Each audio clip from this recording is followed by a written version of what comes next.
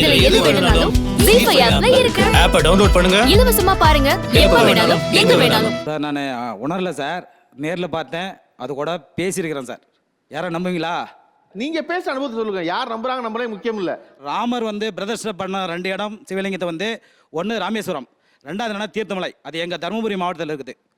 நான் பரிகாரத்துக்காக அந்த ஈஸ்வரன் வணங்கிக்கிட்டு தீர்த்தத்தில் குளிச்சுட்டு நான் சுற்றி வரேன். நான் கடைசியாக நான் வணங்குற இடம் புத்தில் வணங்குக்குள்ளே வணங்கிட்டு வரக்குள்ள ஏத்தாலும் ஒரு பொண்ணு, அழகான பொண்ணு. அந்த பொண்ணு எப்படின்னா ஒரு தமன்னா என்ன நிறம், அவள் அழகாக இருந்தாங்க.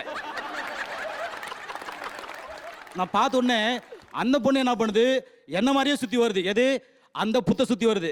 அந்த புத்தை சுற்றிட்டு சுற்றி பார்க்குது சார்.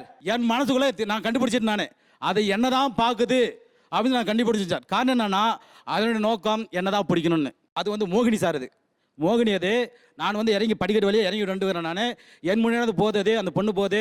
எனக்கு ஆச்சரியம், இதோடைய உருவம் வித்தியாசமாக இருக்குது. கால்கள் பார்த்தா ரொம்ப அற்புதமாக இருக்குது சார். ரொம்ப மெல்லிய சின்ன பாதம் எல்லாம் பார்த்து சார். நான் என்ன பண்ணேன், டைம் ஆச்சு சொல்லி மெதுவாக இறங்கி போயிட்டே இருக்கேன் சார். மழை தூரல் போட்டே இருக்குது. நான் அந்த பொண்ணு கடந்து போகிறேன் சார். அதனுடைய முகத்தை பார்க்குறேன் சார். அந்த முகத்தில் என்ன தெரியுமா சார், கண்கள் கிடையாது. கண்கள்னா மனுஷருடைய கண்கள் கிடையாது. அது ஒரு வித்தியாசமான ஒரு குழி மாதிரி தெரியுது எனக்கு.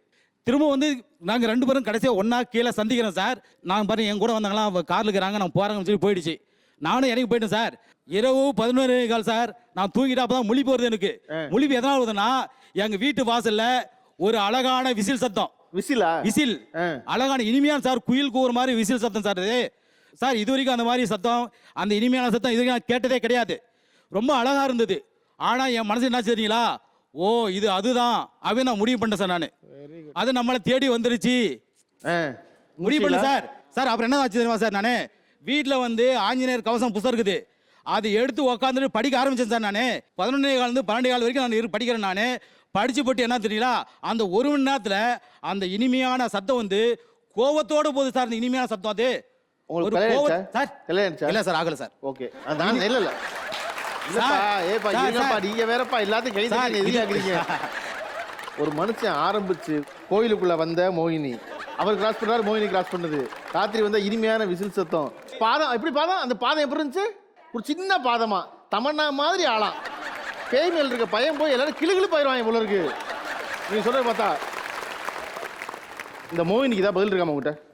அவளோட உள்ள இருக்க அந்த ஆசைகளை திருப்திப்படுத்திக்கிறதுக்காக அவர் இல்லாத மனைவியும் இல்லாத குழந்தைகளையும் கற்பனை பண்றாரு.